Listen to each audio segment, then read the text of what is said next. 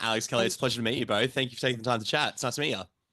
Yeah, Of you too. course. Thanks for Look at having that us. beautiful wall behind you. I'm so envious. Thank you. Thank you. I'm a product of the Blockbuster generation. I worked at a Blockbuster for 5 years. It was like the best job. I still tell people it was the best job I've ever had. So that's kind of where that, sadly, when it closed down, sort of kicked off. So are you Oh physical my God. media collect? Do you like the idea of having the Blu-rays and whatnot? Yes, yes, Oh my God. My absolutely. parents they still buy DVDs. I think they have literally thousands of DVDs that at some Yeah. point I'm All gonna, along the ceiling, there's like shelves, and it's categorized by time period, like, Wow. like Napoleon, prehistoric films uh, early, and yeah, yeah, early 1900, that kind of stuff. It's yeah, wild. That's incredible. Oh my God, they put me to shame then. That's yeah. amazing. Look, like I said, I'm really glad. I'm thankful you guys took the time to chat. I saw watch this movie yesterday, and it's beautiful and it's moving. It's truly incredible. So I'm really excited to talk about it. And I guess I want to kick off with, I guess, the chicken and the egg situation of casting Keith, Catherine, and Tara, because obviously I was incredibly interested to find out that they're family. So I'm curious to know sort of just how that casting came about. What was that process of bringing them all on board? Yeah. Yeah, it started with Keith. I mean, Kelly wrote with Keith in mind, and we actually did think, is there anyone else who could pull off this particular story and character? And we did not think there was. And so it really began with Keith. And then Keith offered up the idea of us auditioning Catherine, who I'd never met before. I'd never Me seen either. her work, and she came into a reading, read for Daisy, and it was an offer Yeah, she basically was right incredible. away. She had all of Daisy's, access to rage, but also vulnerability, and she was so Sure. funny. And she was actually, 15, and we were like, Yeah, this is the real deal. Wow. yeah.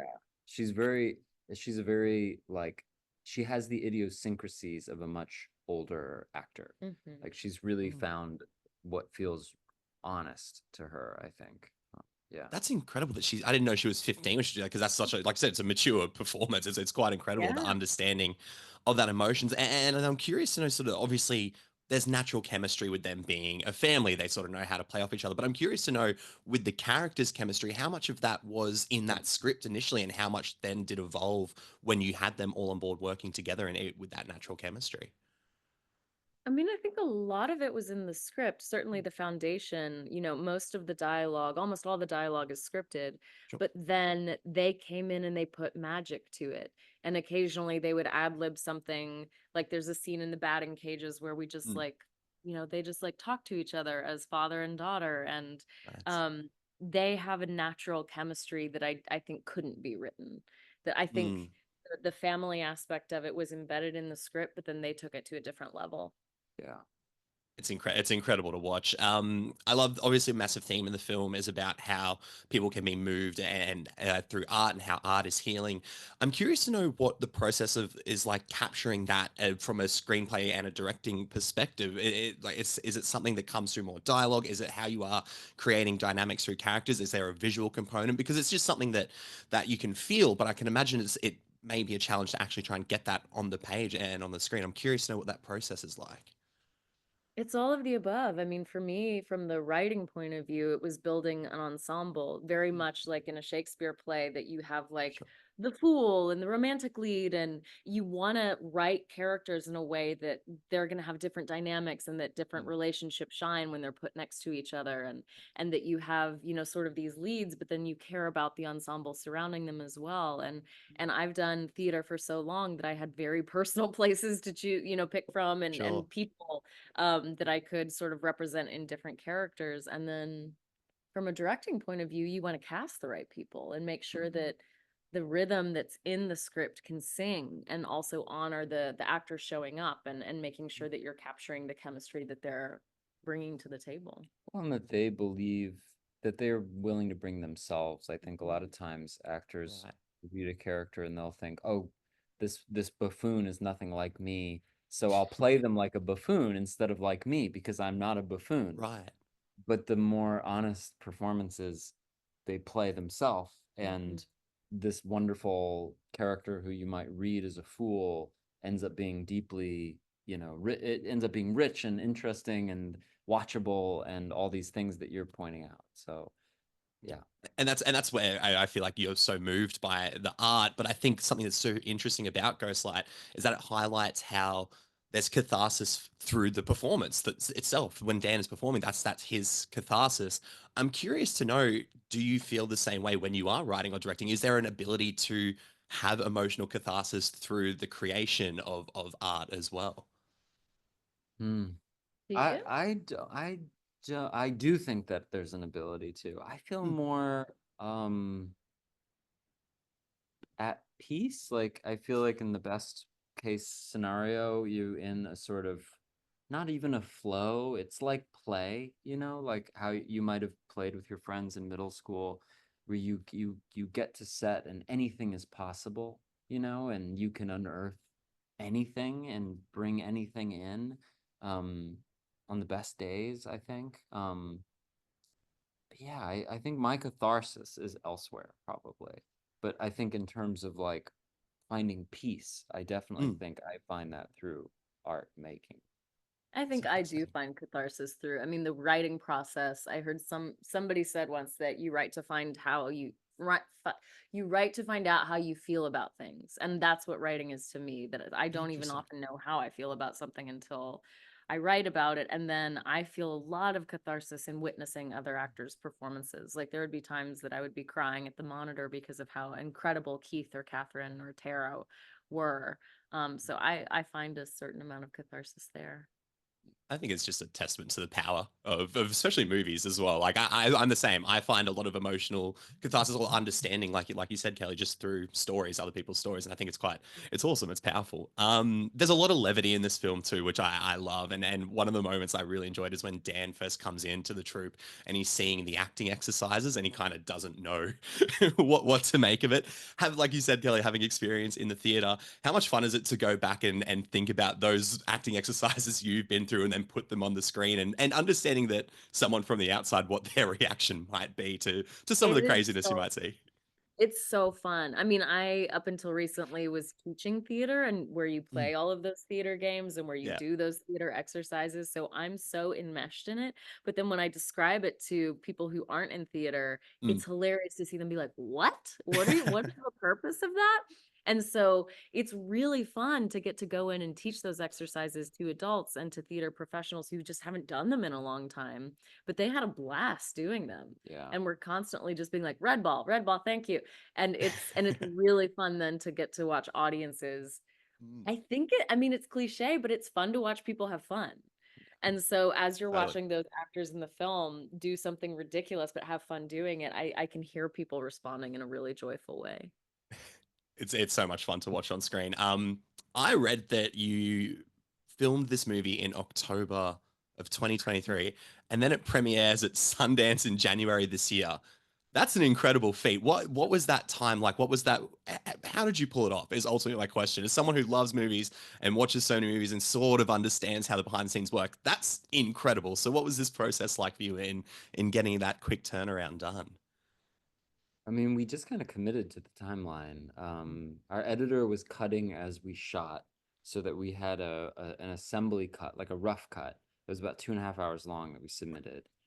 And then we kind of just had to get it down and convince Sundance that we weren't gonna show up with a 2.5 hour movie Yeah. about this construction worker. Like I think it felt very lucky. I think I heard someone say that we were the last film accepted. Um, Wow. and I think we were very right under it. Hmm. And but it's too bad for them because now of course we're very arrogant and we think we could do it again. So um, Will now lightning now there's strike just twice? no Yeah. now we're like, well, this is just how you make movies, Oh I my guess. God.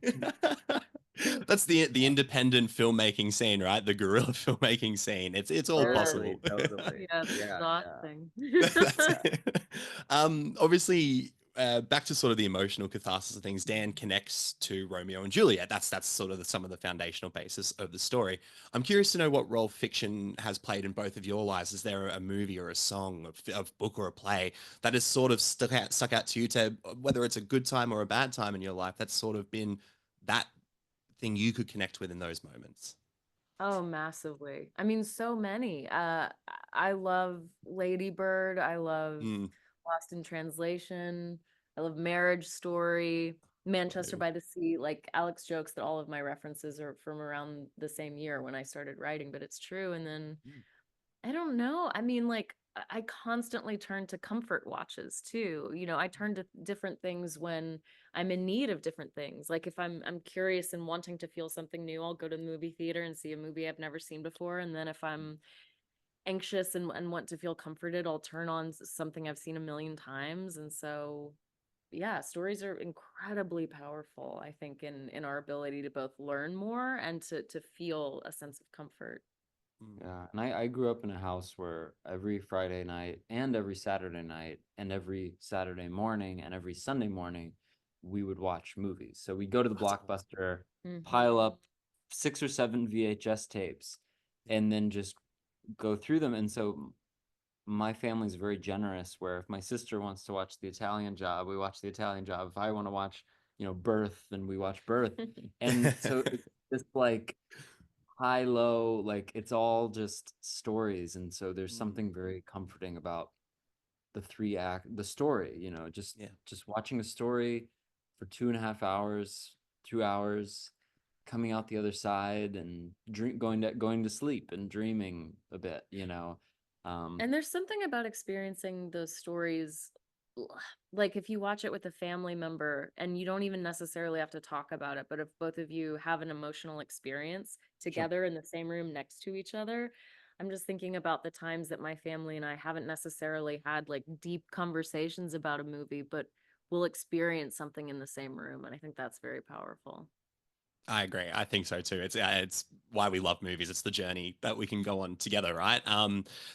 Go down the other end of the spectrum of from a nice emotional thing too. I'll wrap up on this. I am a huge advocate of good fart jokes, and obviously there's one in this film that I loved. I think I think if they're pulled off well, they're perfect. And I think using the levity in that, especially during the deposition scene, was perfect. I'm curious to know sort of what your take is on good, tasteful toilet humor, but using absurd levity in those moments. What is the importance of that in a story like this that does deal with some pretty intense themes? I mean, I just think that not to say that life is all farts, but I do think there's just like, in some of the most serious moments of my life, something ridiculous has happened.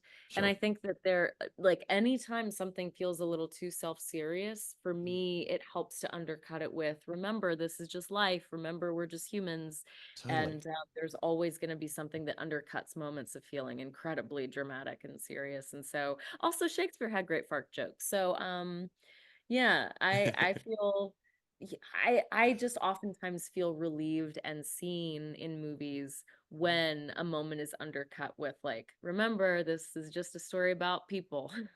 I Right, love that. people fart, People fart. If there's any takeaway from this laugh, we conversation, cry. We Yeah, fart. death, we taxes, come and to the farts. theater to fart. That's Isn't right. that what now That's Nicole Kidman Nicole. said Yeah, that's Nicole. That AMC ad has traveled to Australia. We are aware of Yeah, Uh-huh. of that joke course there. it Yeah. must have. Yeah, yeah. I love it. I'm getting close to time here, guys. Thank you so much for taking the time to chat. Like I said, I truly loved this movie. I thought it was incredible, and to talk with Oh, you both about it was awesome. And obviously, by the sounds of it, with how quick you can turn around the movies, I guess we'll be talking again sometime soon, right? Who Hope they're so. knows? in production right now, so Who we'll see you knows? soon. I'll see you soon.